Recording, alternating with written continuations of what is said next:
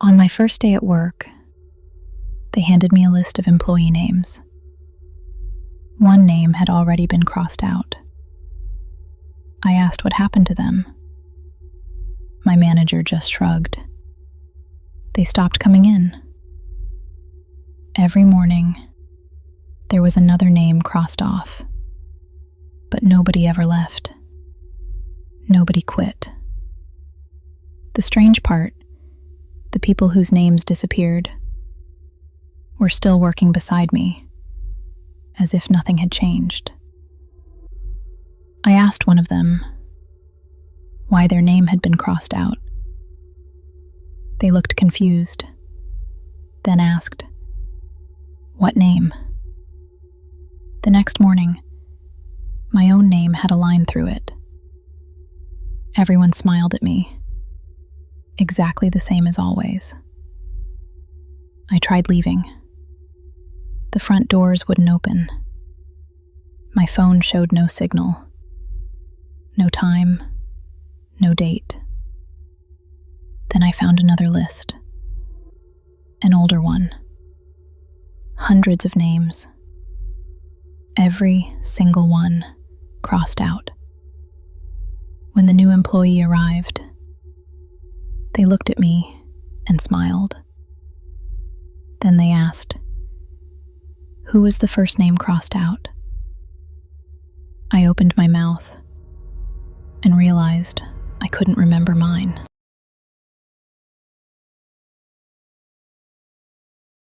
Every night, I heard footsteps above my apartment. The only problem, I lived on the top floor. I reported it to the landlord.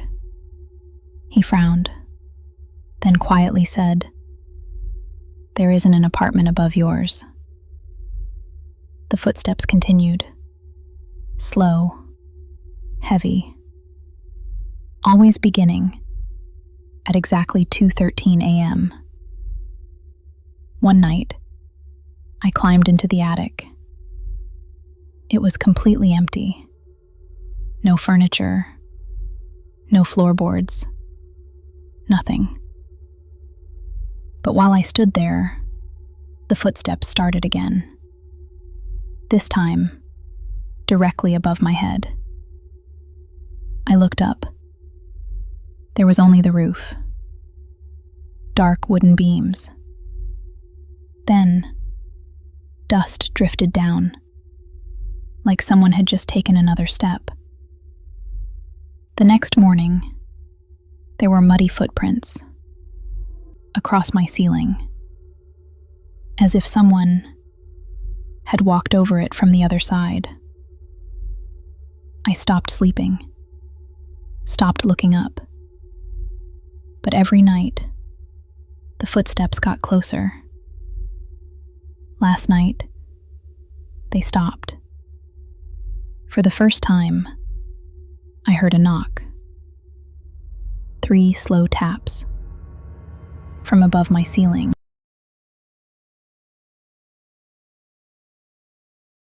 Every evening, an old woman walked past my house.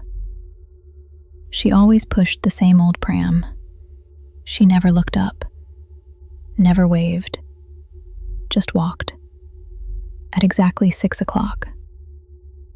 One day, I finally looked inside the pram. It was completely empty. The next evening, she stopped outside my gate. For the first time, she smiled at me. As she walked away, I noticed something strange. The pram wasn't making a sound anymore, like it had become heavier. The following day, looked again. It wasn't empty anymore. There was a small blanket, pressed down by something invisible. The old woman whispered, "Good. It likes you." Then she kept walking. That night, I heard tiny wheels rolling across my bedroom floor. The next evening, the old woman walked past again. This time, she wasn't pushing the pram. Something was pushing it toward my front door.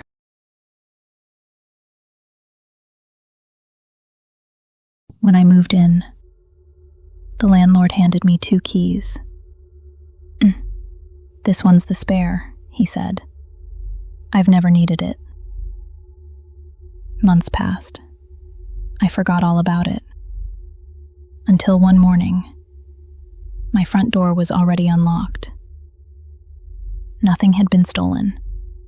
Nothing had moved. Except the spare key was missing. I searched everywhere. Every drawer, every cupboard. It had simply disappeared. That night, I heard a key turning. Slowly, carefully, in my front door. I looked through the peephole. Nobody, but the handle turned anyway. The lock clicked open. The door drifted inward. No footsteps. No voice. Just silence. The next morning, the spare key was back, lying exactly where I'd left it. Only, it was warm. I picked it up, turned it over. Someone had scratched 3 words into the metal. "Keep locking me."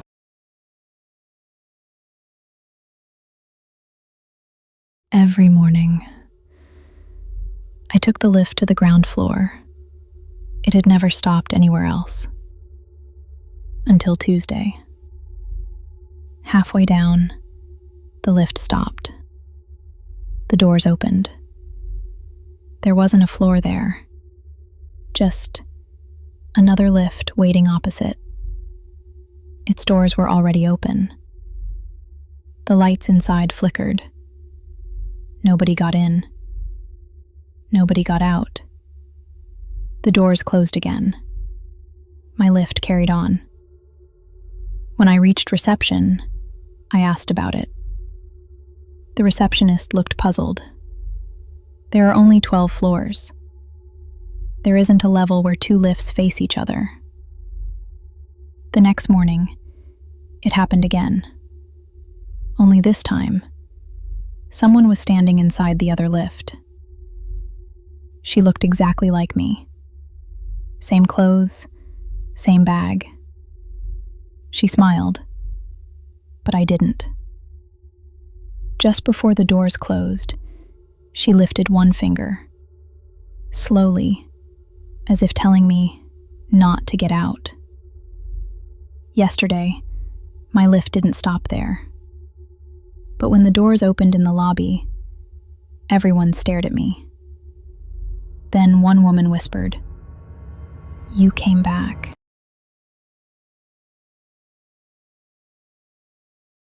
It started with the rain. Not the storm. The sound. It didn't sound like rain anymore. One evening, I opened my bedroom window. For a second, I thought I heard someone whisper my name. The next night, I listened carefully. It happened again. Hundreds of quiet voices, all saying my name. Nobody else could hear it. My neighbors laughed. "It's just rain," they smiled. Then I noticed something. Whenever the whispers stopped, the rain stopped too, as if they were the same thing. I recorded the sound, played it back. There was no rain. Only voices. Hundreds of them. One voice became louder, closer. It whispered, "Open the window." I locked every window, closed every curtain. But the rain started falling inside my bedroom. The storm ended before sunrise. Everything was dry. Everything, except the footprints, leading away from my bed.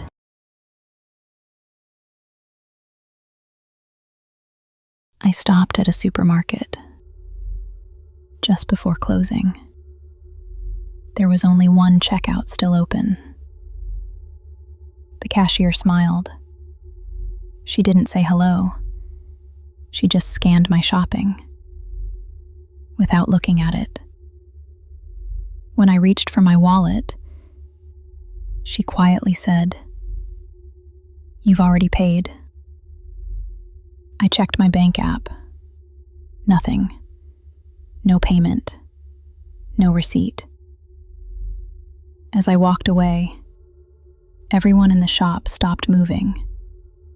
Every customer, every employee, frozen. Only the cashier moved. She looked at me for the first time, then whispered, "Wrong exit." I turned around. The supermarket doors were gone. Only endless aisles remained. Every shelf was filled with the same product. My wallet. Hundreds of them. Every one containing my ID. I finally found another checkout. A different cashier smiled. She scanned me, then said, "Welcome back."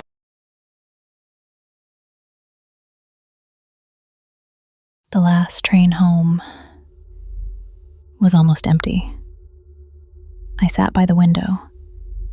The seat beside me stayed empty. At the next station, the doors opened. Nobody got on, but the empty seat shifted slightly. I told myself the train had moved. Then I noticed the seatbelt sign above it was glowing. There weren't any seatbelts. Every stop, the empty seat moved closer. Not the whole row, just that one seat. I stood up, walked into the next carriage. Every seat was empty, except one, waiting beside the window. The train announcement crackled. "Please remain seated next to your assigned passenger." I looked through the carriage door. Someone was sitting in my old seat now, looking straight at me, their face hidden by the reflection. The train slowed. My station arrived. The doors opened. Nobody else got off. As the train pulled away, I looked through the window. The figure was still there, sitting alone, in the seat beside someone who looked exactly like me.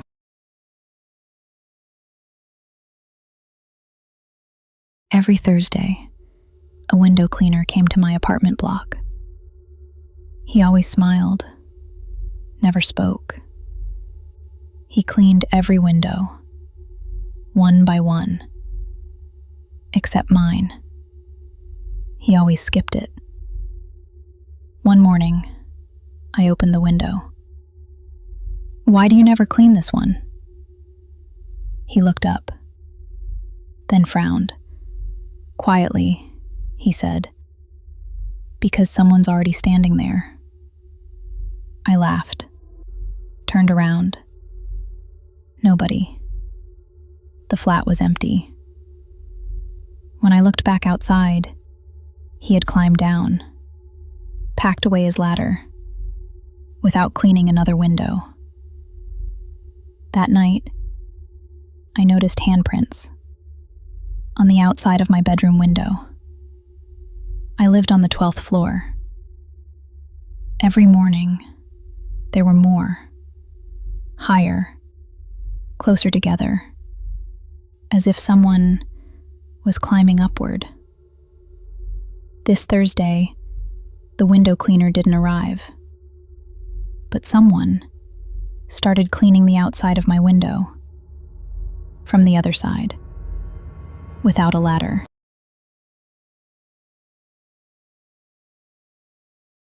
Every morning, I checked the bathroom mirror. Just a habit, nothing unusual. One morning, my reflection blinked, a fraction of a second late. I convinced myself I was just tired. The next day, it happened again. Only this time, it smiled after I stopped smiling. I covered every mirror, every reflective surface. For 3 days, I refused to look. When I finally uncovered the bathroom mirror, it wasn't there. My reflection had disappeared. The mirror showed the bathroom, the sink, the door, everything, except me. Then, a knock came from inside the mirror. 3 slow taps from the other side. My reflection stepped back into view. It looked exhausted. It raised one shaking hand and mouthed, "Don't." The bathroom light flickered. When it came back on, I was staring into the mirror again. Perfectly normal. Except, my reflection never blinked.